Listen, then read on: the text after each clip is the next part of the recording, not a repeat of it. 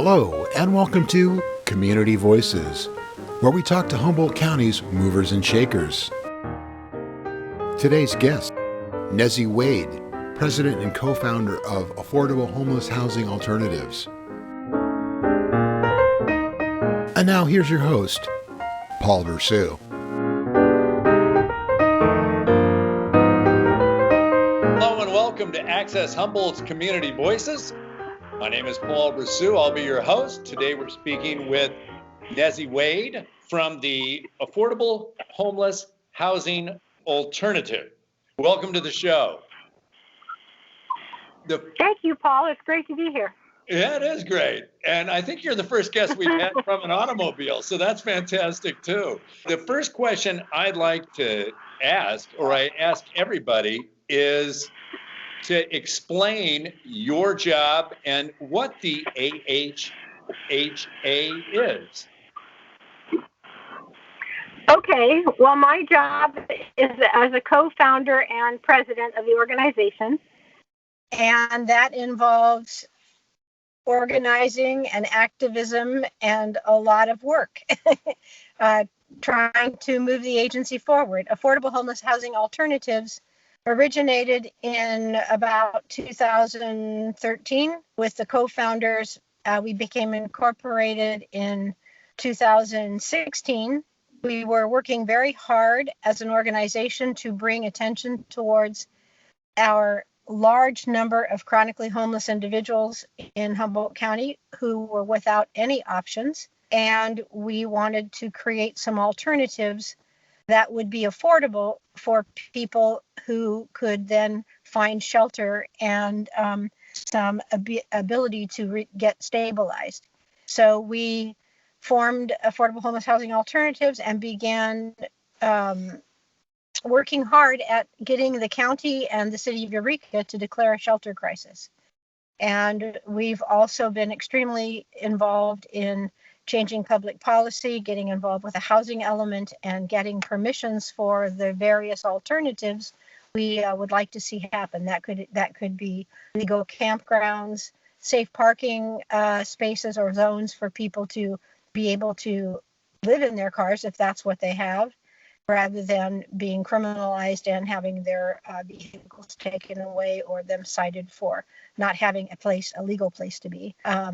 And tiny house villages modeled after, all of these are modeled after things that are happening in Oregon and have been happening there since 2013. Well, or earlier. First off, this is a nonprofit organization.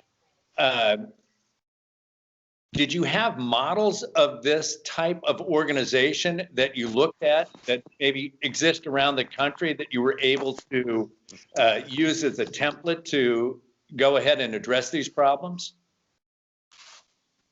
Well, we did not at the time. We were organizing in relationship to the models that had been used in Oregon by Opportunity Village in Eugene, Oregon.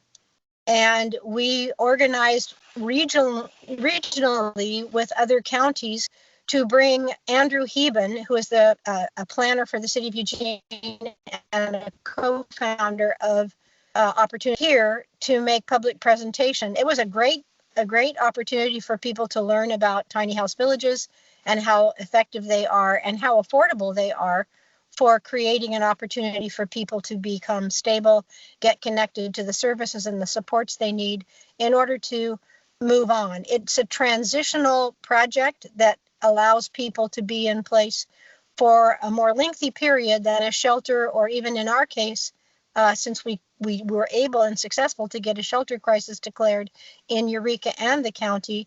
The county hasn't really used it, but the city of Eureka has, and they've used it to create, based on our model, basically the idea of a village. They created Betty's Village, and they've also used it most recently to put a house at St. Vincent de Paul dining facility to allow an unhoused person to have shelter. So it's been 5 years since the shelter crisis was declared in Eureka, and so much could be done by utilizing it, because you can bend ordinances and you can create opportunities to put people in place so that they're not on the street and they're not costing the city a lot of money or the county a lot of money or putting so much effort into law enforcement and other services. Much easier to and more affordable and better, healthier for people in the community to have people in place and a place that they'd like to be. That's basically what's driven AHHA. We've stayed connected to people outside, and now through our outreach efforts with the mobile shower caravan, we continue to build relationships with people outside so that we can hear them. We can know what their voices want and what kind of opportunities they would be able to adapt to and be able to begin to thrive in, which would not be typical low-income housing or any of those other options that we have now. So it's a little disappointing that we haven't done more with the shelter crisis. It's more than a little disappointing. What's it like for a nonprofit organization to work with county and city government? I guess it depends on your nonprofit. As a nonprofit, I think the county is beginning to work and has probably for a good long time worked with the largest nonprofits, at least those working on houselessness or supporting people with few resources. RCAA, of which I am a board member, and Arcata House Partnership are those that are working very successfully with the county, I think, in terms of contracts and entering into opportunities to assist people having more options, more opportunity. No one has until very recently actually focused aggressively on chronic homelessness. That's primarily the group that we have been trying to serve. Those are people that are out there for a long period of time, a year or more, or in had several periods or episodes of homelessness over the last number of years. And so we kept calling this the gap, that the people who fall into the gap don't have anything. And that was part of what we were pushing for when we asked the county, and the county did declare a shelter crisis also in 2018 in January, the city of Eureka in 2016. We had asked as a coalition of groups, largely led by AHHA, to declare a shelter crisis and then to form a task force that could mobilize the resources and the opportunities to create opportunity villages and other options. Unfortunately, can you explain what a shelter crisis is? A shelter crisis refers to a situation in which a significant number of people are unable to obtain housing or shelter. You have a shelter crisis. And a shelter crisis can be, this is under government code, California government code. And they've modified it in more recent times, but we thought when we started that we could use what are called SB2 zones. They're principally permitted zones for emergency sheltering. And every city was required by the housing element to have them, or the general plan to have them. And as it turns out, they were kind of not thought of as areas that might typically be used. So a lot of properties that were designated as shelter crisis or SB2 zones were already occupied by a business or a residence or something. And we went through and we analyzed all of the 1,268 SB2 zoned properties in the county. And when it got right down to it, that was a lot of work, but when it got right down to it, there were maybe 15 properties that could have been utilized. And those weren't really accessible because they were designated resource areas or something else that the county had in mind.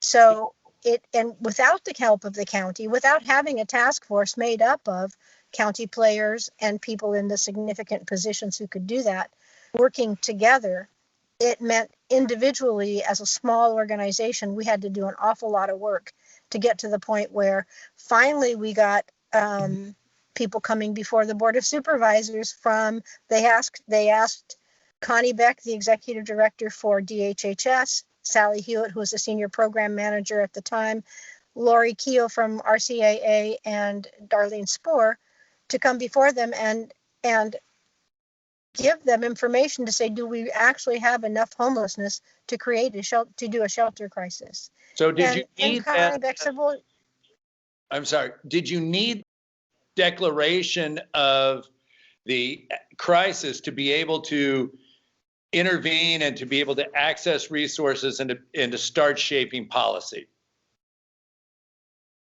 We did. The city of Eureka actually demonstrated that very well, because they had to pass an ordinance to modify their, emergency sheltering, but they were also in a very short period of time able to implement Betty's Blue Angel Village, which they used for folks that had been pushed out of the Palco Marsh.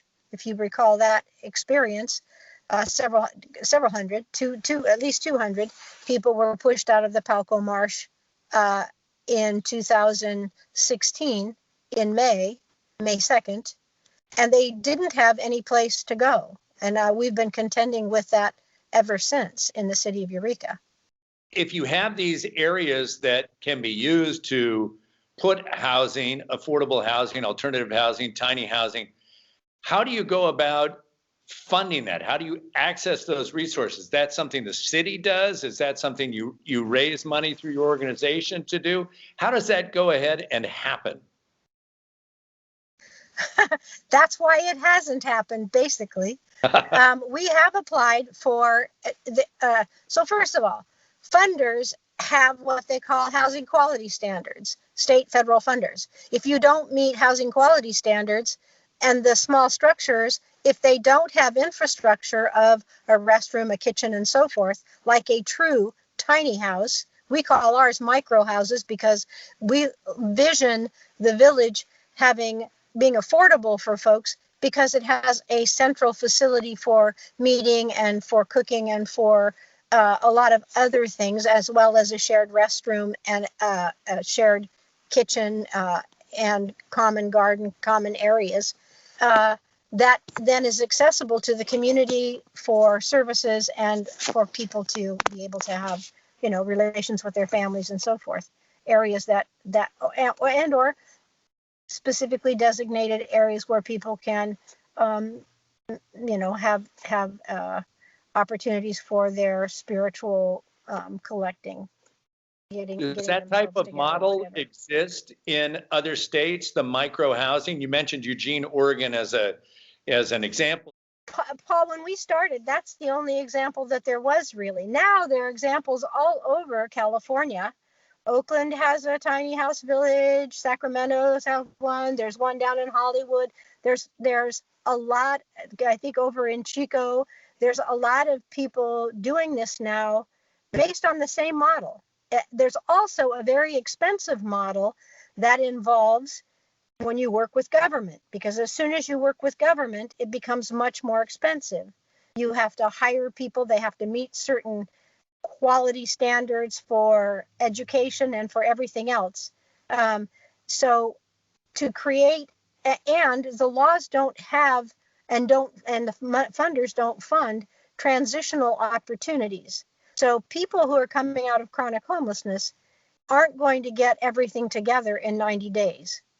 And a lot of people need a period of transition that's much longer, 18 months to 2 years, for them just to get their paperwork, their lives, to show their credibility and everything else, so they can move on into more stable housing. We have some really high expectations for how we think people should be able to adapt immediately to housing after being chronically homeless, and it's unrealistic in very many respects. My question was about, you talked about there's different examples all around California, but we know that there's different county governments, different city governments, and whatnot.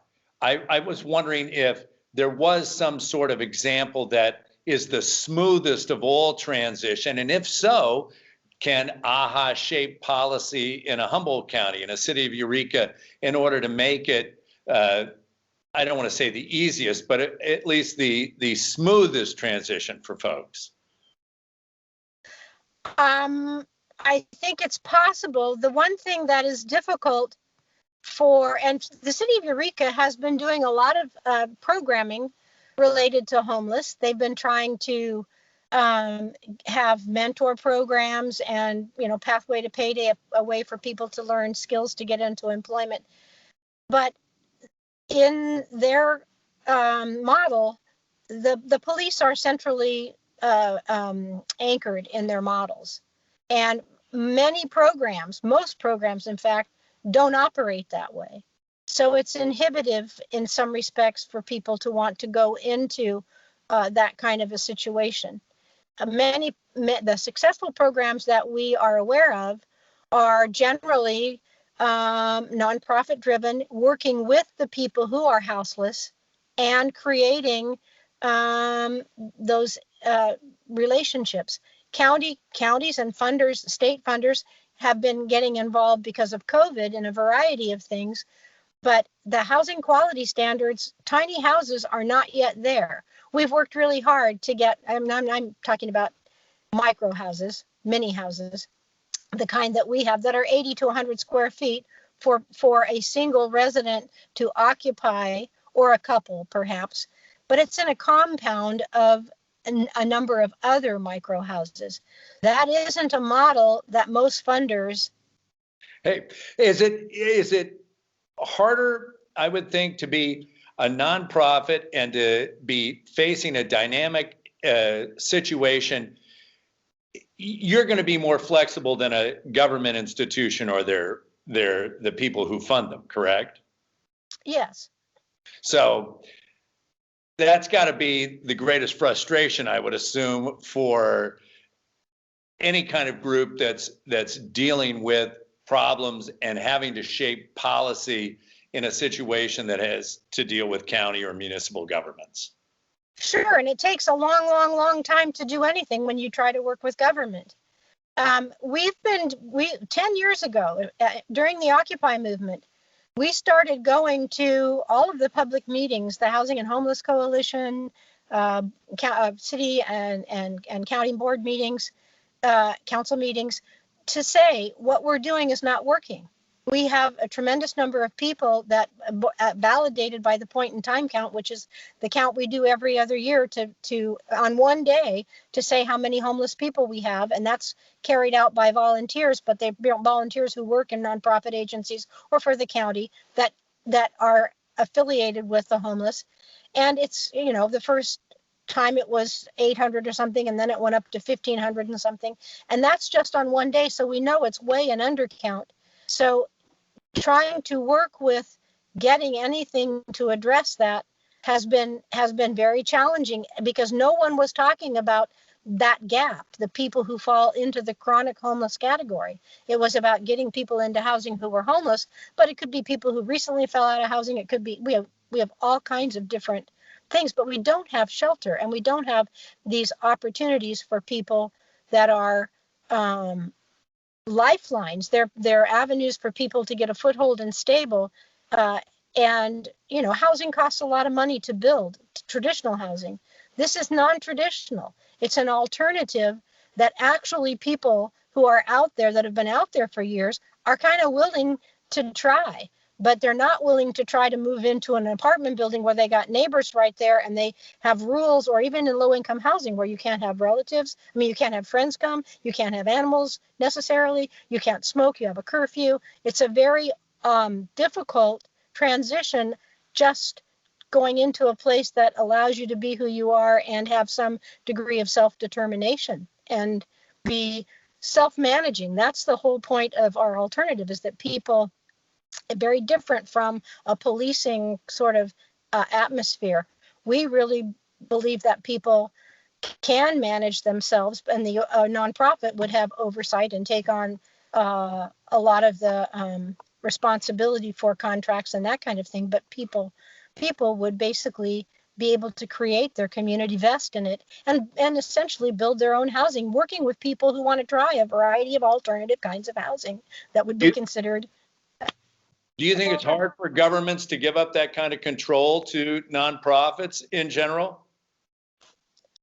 Oh, sure. They have they've got the nut. They get the goods, of course, because that's how it works. But nonprofits can, I mean, the big nonprofits get a lot of money because they don't have a lot of competition. It's hard for little ones like us. We rely on community support primarily. Yeah. Can I ask, switching gears, about the Caravan Project? I'd like to know what the Caravan Project is. Okay. Well, I'll show you my shirt. Can you see my shirt? That's a T-shirt that has our light bulb on it. That's our logo. And the Caravan is a 3-unit mobile shower van that has 3 restrooms, sink, toilet, and shower in each one. We have an ADA accessible restroom with a wheelchair lift, and it's a wonderful project. It's all volunteer run. We have a driver that we pay, and we have a volunteer coordinator position that's very part-time, but we have everyone else who's participating is a volunteer, and we have service in Redway, Eureka, Arcata, and McKinleyville, and after we just have been identified as a recipient of a grant from the Housing Trust Fund Homelessness Solutions Committee. Hopefully, it has to be approved by the Board of Supervisors, but we will be able to continue and expand. We hope to go to 2 more communities in the next year.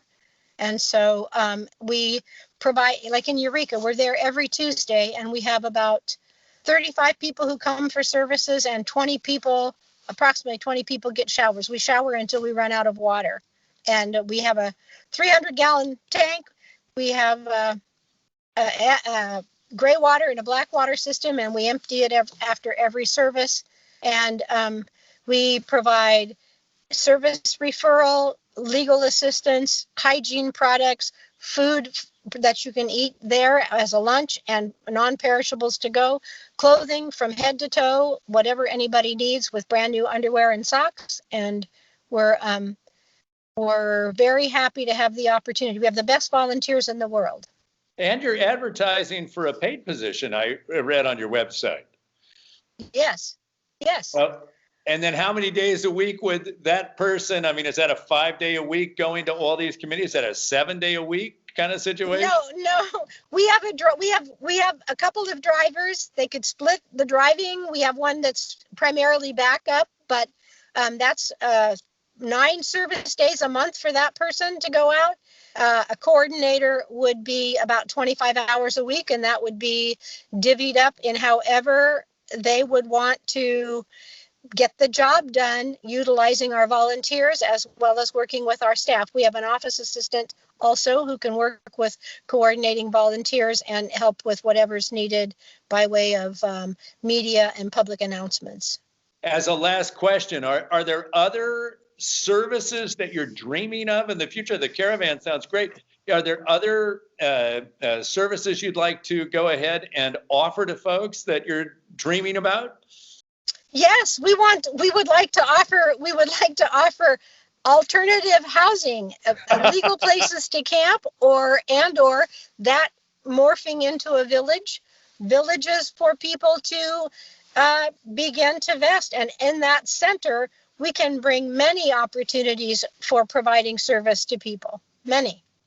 Well, extraordinary, the vision. I taught civics for 30 years, and I will say this, the interest of how a small nonprofit would go ahead and tackle a problem that is a municipal and county problem and statewide problem, and make a difference and shape policy. That's like an amazing story, a David and Goliath kind of setup, if you ask me.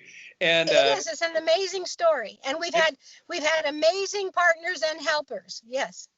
Yes, and the fact that you would do this, I mean, you guys are saints. So I would just like to say it'd be great to talk again sometime and see how things are going. And hopefully COVID will be over and we can be in the same room and not have contact. That would be wonderful. So I would appreciate that too. Yes, I thank you for joining us. This has been great.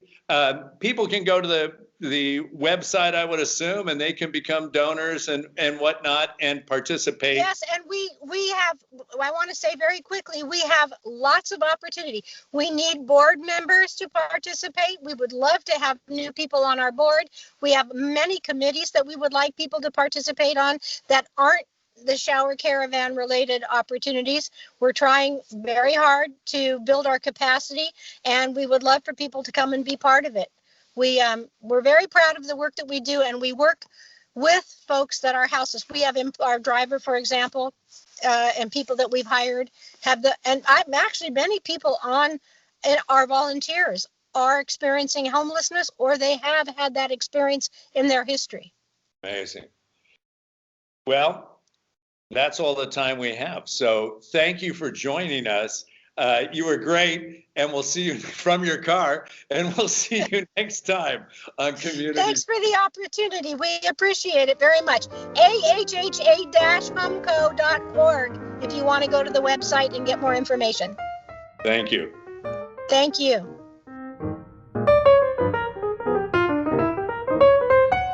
This has been Community Voices with your host, Paul Bressoud. Thank you for joining us.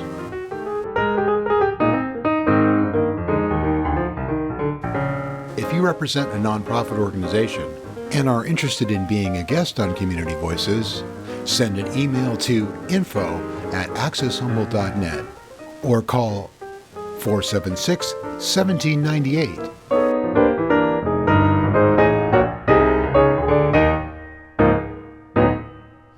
Access Humboldt, local voices through community media.